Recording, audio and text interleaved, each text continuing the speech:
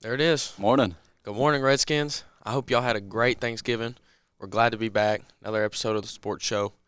Looking forward to Christmas. Only a few more weeks before we are out of school. Holiday spirits around. Love to see it. My favorite time of the year. Favorite time of the year? Most By far? definitely. I love me Christmas. Me too. It's just a different feeling. All the Oh, yeah. decorations, Decorations, the music. everything. Ooh.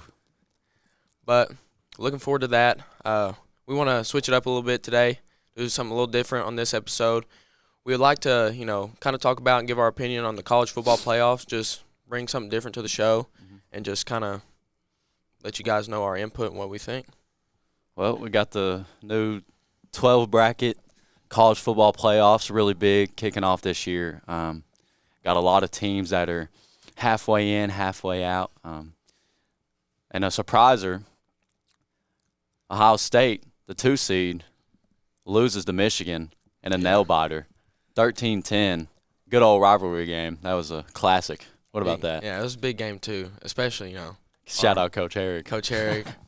That's a big loss for Ohio State. Having a year like they did. They had some really good wins and they had the good record, but there was definitely some games in there where they just squeaked by. I mean, they struggled to begin with against Northwestern. There was just a few different things where you could see that they weren't a complete team, like a 4-quarter team yet. And then I think that showed in the Michigan game, and they had really no control throughout the game. And of course that's how it is in not like back and forth, but that close of a game like that, it's all about playing those 4 quarters and just trying to get that win done. Controlling the controllables. Remember that? And Michigan just comes out on top. Yep. Well, I think other than that too, we'll talk a little bit about Georgia Tech, Georgia. What a game that was. I mean, 8 overtimes, I think. 8 overtimes. The record I believe is 9. So that's definitely something that doesn't happen, every Saturday. Big performance from Georgia Tech though. Came out the gate hot. 17-0 at halftime. I think that was the first time Georgia hadn't scored in the first half in a long time. I was really impressed with Georgia Tech coming out there that hot, and I don't know if it was that Georgia played so bad. I think it was more Georgia played really bad, and I think Georgia Tech came out with that correct mindset. And I mean, so unfortunate that Georgia was able to come back out on top. Come back and bring that win. I wanted it for Georgia Tech so bad, but they showed, that, we really hadn't heard anything about them until that. And I think, they had that big upset. Had the upset against Florida State. Yeah. I forgot about that. So they were very capable then. Sneaky little good team there, but, Georgia squeaks by. It seems like Georgia has this kind of capability to definitely play down to the other team's level. They're obviously the better team going into that game. We've seen it multiple times this year, almost losing to Kentucky and almost Georgia Tech. Like, goodness gracious. But there is a rumor going around that the Ohio State Buckeyes will be playing in Neyland for the first round playoff. And what a game that will be. Definitely a packed house, loudest stadium in the SEC. Being there for that personal experience, Love to sit right next to Coach Herrick during that game. Watch the Vols beat them. That'd be the best, wouldn't it? Yeah, just give him an earful. Speaking of the Vols, we ended up taking one down in Nashville at Vanderbilt, 36-23. They ended up returning the opening kickoff on us, and that made me a little nervous. And then got another quick score on us, kind of like our Stone Memorial game a while back. They got 2 quick scores, and then we just came back and put the nail in the coffin. Yeah. We were leading at halftime, and after that, we just kind of took it away. Yeah. The Vols. Another one, South Carolina Clemson. Another big rivalry game. Big time game right there. Nice to see South Carolina come out on top. If I'm not wrong, that gives them about a 40%. It's like right below it, 38 or something like that. About a 40% chance to make the playoffs. So if it's all about who wins what game and who loses and all that. So that's good for them, giving themselves a chance. Taking down Clemson like that, that's always a good game. That's a big-time rivalry. Shout out to Xavier. Personally, I love this new college football bracket because so much more intriguing. So much more going on. People were so worried that the games during the season wouldn't count and it wouldn't matter because you'd be in the playoffs anyways, but it really hasn't been like that. It seems like every game matters. And you're paying more attention to those middle of the year SEC matchups, the Big Ten matchups that are going to matter for your team later on. And right. So I think that's really stepped it up. I mean, it makes everything so much different. I mean, what are we going to do if we have this 12-man playoff? And Alabama could find a way to squeak in like always. But if we have a college football playoff with no Alabama, it just feels off. It just feels different. And then, it's all the different things are happening. Like, there was so many upsets. Like, another one, Miami and Syracuse. Mm-hmm. That's another big upset. The fact they come in there, Miami's supposed to handle business. Syracuse, boom, takes the win. It just throws everything out because now that put Clemson in the ACC championship. Syracuse getting the job done, punching out Miami. A lot of teams move up in the rankings.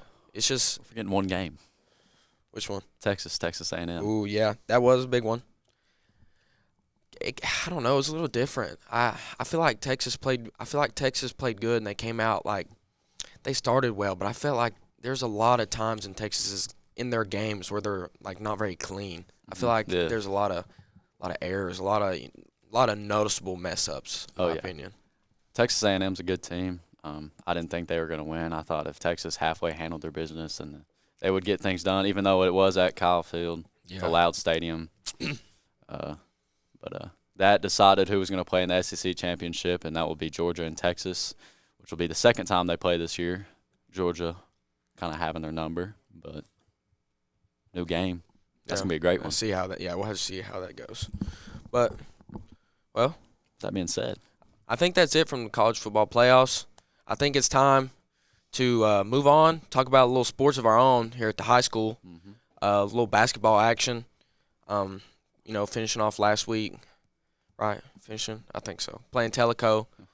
The girls take a tough loss at Tellico. Hate that for them. I enjoy watching that team because there's a lot. They've played together for a while now, especially the seniors this year, and just really anybody on that team. They play really hard, and you can tell that all of them always want to win, and I think it's just something you enjoy to watch. But I hate to see them lose that one. They definitely played a good game. Just a few things here and there that bring them out on top of that game. But it's, beginning of the season, I feel that they can take care of that and fix it, in weeks coming up. Yeah, and the boys ended up losing one down there at Tellico, too. It wasn't we were tied at halftime. We were playing good. We came out flat in the second half, and that's a really, really good Tellico team. They took advantage of that. So, yeah, if you're not rebounding, if you're not going. Driving down to the block and kicking, if you're not hitting open shots, then that was just one of those teams. They'll dig a hole for you real quick. You don't have to play perfect, but it's just one of those teams where you have to execute. Oh, yeah. Especially with, like, the team we have this year, I think they'll have no problem figuring things out. Like I said, basically another situation with the girls is just, like, introducing new ideas and kind of not a new play style, but, how to make things work. Yeah. When you face a team like that because, I wouldn't say that there's necessarily a true big man. They got a lot of. So we're not smaller, but just average height guys just running around. But they're all some go getters, and I think a lot of them get some buckets. But main bucket getter on this team, the big bucket man, Jayden Capshaw. Jayden Capshaw. Come on, Jayden. We can't applause because testing's going on right now. But. Or we would. He deserves an applause. Really for the haircut. That's what his real applause is. Hey, Jayden. Morning. What's up, Seth? Glad to have you on the show. We appreciate you coming out, getting you out of class. But, typical style interview. We just want to get you out here, ask you a few things, kind of see what's different in your eyes maybe from, like we've already talked to Coach Graves, just different things like that to get your input. Mm-hmm. But, I'll start it off. Really, I would say, being the leader on this basketball team, what do you feel like is your job? Like, what do you feel like are the things that you have to take care of is not only like, on the floor, but like off the floor? What's some? On the floor, we got to make sure we all stay together. Everybody's on the same page. Everybody knows their roles and what they need to do to contribute to get the job done. Off the floor, keeping everybody together, everybody staying on the same page again, and everybody staying bought in and locked in to what we're trying to accomplish. Yeah, most definitely. Those are those all sound like big things you need on and off the court. So I agree with you there. Eventually that stuff will come along, and y'all will do that without having to try so much because you'll come together and start playing together better. But let's switch the tone a little bit. Pre-game superstitions. You got any things that you do every single game that keeps you confident? I'm not a big superstitious guy. I like to change up my shoes each game. Okay. I hate wearing the same shoes back to back. And then I always have to have an undershirt on. I don't like.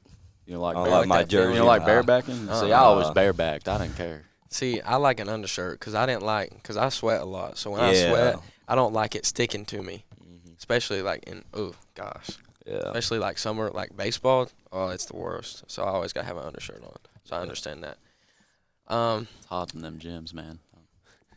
So we asked Coach Graves about pregame meals, and I'm wondering what your favorite is that you guys go with here.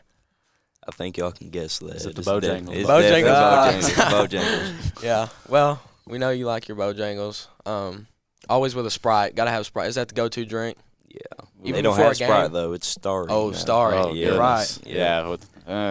Got to get it right. Sorry. So are you still getting Starry, or are you changing it up? I honestly go with the pink lemonade sometimes. All right, that's good. I don't like the name Starry.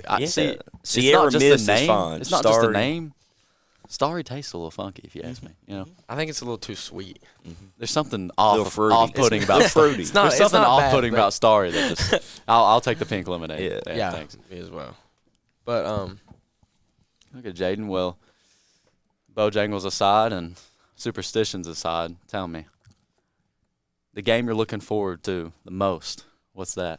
Is that the Battle of the Bridge? Battle of the Bridge. Where we're at? Sure. You want to play there? Where do you want to play? I love beating them on their home floor. There's something like it. Looking over at Travis Cozart in the front row, just watching him just sink down in his chair. Just it warms the heart, honestly. Accepting that defeat. Yeah.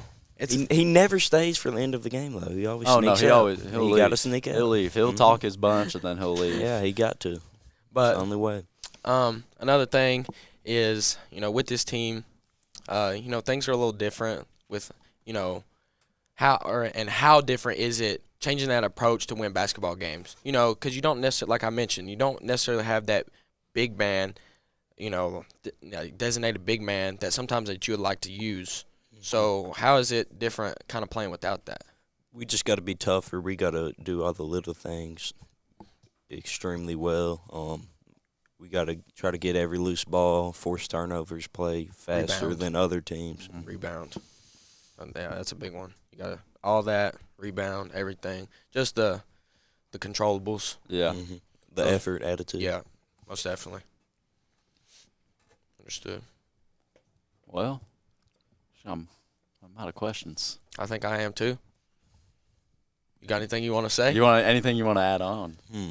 I think that's it. Thank you guys for having me on. Of course. We appreciate you coming out always. We love doing this show. We love having different guests. But we thank you guys for tuning in to the Big Red Sports Show. It's it's an honor, pleasure. It's always a pleasure, right? But I'm Caden Ridings, and I was here with Seth Henley. But we thank you for joining the Big Red Sports Show.